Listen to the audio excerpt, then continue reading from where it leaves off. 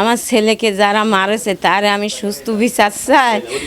আর আমার ছেলে যে ইহা পড়েছে, আমরা মুক্তিযোদ্ধার একটা পরিবারের তিনি এই পর্যন্ত 18 সালে তিনি এই ভুঁইলি দোকান নিয়ে এই গন্ডগোল চলতেছে, এ পর্যন্ত আমরা হ্যাট দিলাম। আমার আর একটা ছেলেকে মারিছিল, ছেলের বাপ নিরহ মানুষ বলে যে তোমরা ওইসব করতে যায় না, আল্লাহ বিচার করবি।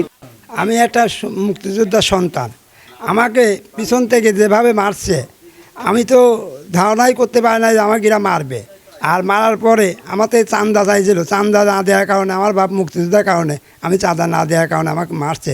আমি আমার এখন কি করি খাবো আমি? আমার ন্যাংলা দুটি পাওই ভাঙা, একটা হাত ভাঙা, আমি চলতে পারিনি, ফিরতে পারিনি।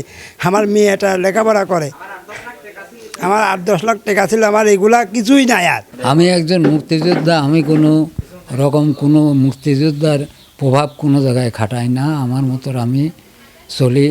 আমার ছেলেকে যারা বাড়িয়ে হাত পা ভাঙিয়ে দিয়েছে তাদের সুষ্ঠু বিচার আমি এই সরকারের কাছে আবেদন করছি।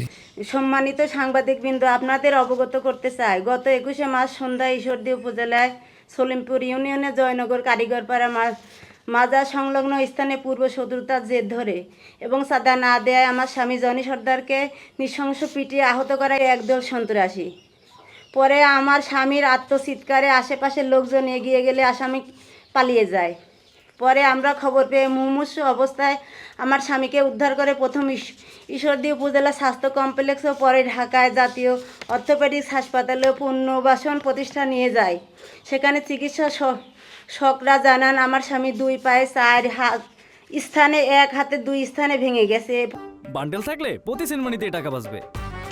বিকাশ সেনমানি বান্ডেল কিনে জিতুন প্রতি লেনদেনে। পরে সার্জারি করে তার হাতে ও পায়ের ভাঙা অঙ্গ জোড়া দেওয়া হয়। বর্তমানে সে পঙ্গু অবস্থায় নিজ বাড়িতে অবস্থান করছে। ওই ঘটনায় 8 দিন পর আমি বাদী হয়ে দুইজনের নাম উল্লেখ সহ অজ্ঞাত আরও কয়েকজনের নামে ঈশ্বরদী থানায় একটি লিখিত অভিযোগ দায়ের করি। অথচ বিবাদীগণ প্রভাবশালী হওয়ায় মামলা নথিভুক্ত হওয়ার পর প্রায় 1 মাস অতিবাহিত হলে অদৃশ্য কারণবশত আসামি গ্রেপ্তার প্রশাসনের কোনো তৎপরতা নেই। প্রিয় সাংবাদিকবৃন্দ, আপনাদের অবগতির জন্য জানতে চাই, মামলার প্রধান আসামি সহ অন্য আসামিগণ গত বেশ কিছুদিন যাবৎ দিনরাত নিজেদের বসতবাড়িতে অবস্থান করছে, কিন্তু প্রশাসন তাদের গ্রেপ্তার করছে না, যা খুবই দুঃখের এবং কষ্টের।